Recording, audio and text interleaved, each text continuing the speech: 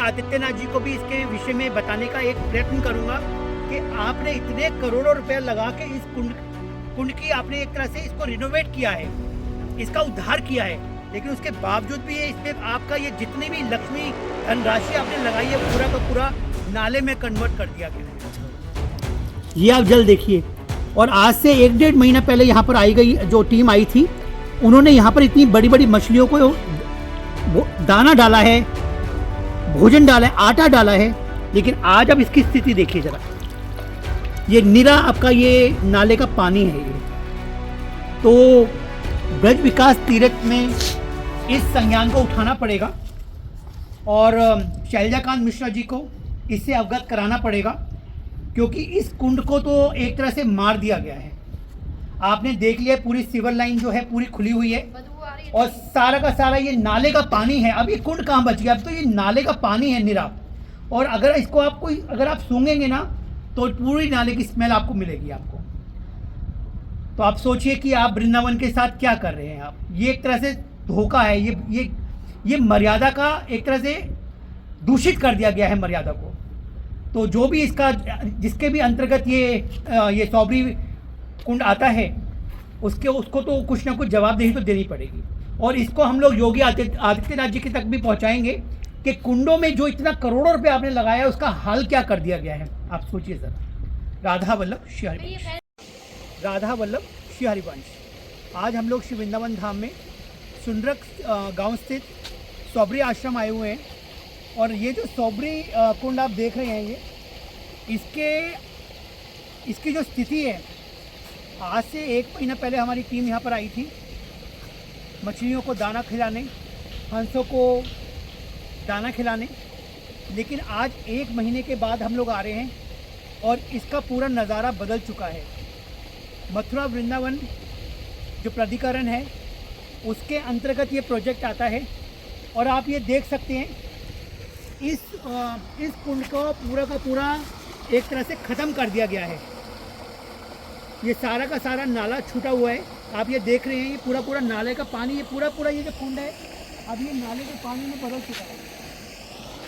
अभी 2-3 दिन पहले यहाँ पर रशियन डिवोटीज भी आए थे स्नान करने और उन्होंने भी अपनी स्थिति को बताया था। लेकिन आप ये खुद सोच के देखिए कि ये चूक है या ये जानबूझ के ऐसा कार्य किया गया है कि जो सीवर का पानी है उसको इस कुंड में लेकर आया जा सके। आप ये देखिए पूरी की पूरी मछलियाँ, जितने भी जीव इसके अंदर मर चुके हैं। मतलब कितना पैसा खर्चा गया, करोड़ों रुपया, और इस कुंड को मार दिया इन्होंने। आप ये देखो ये क्या जल है। इधर आइए आप जरा।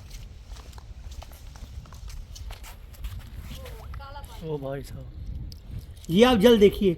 और आज से 1-1.5 महीना पहले यहाँ पर आई गई जो टीम आई थी, उन्होंने यहाँ पर इतनी बड़ी बड़ी मछलियों को दाना डाला है, भोजन डाला है, आटा डाला है, लेकिन आज अब इसकी स्थिति देखिए ज़रा।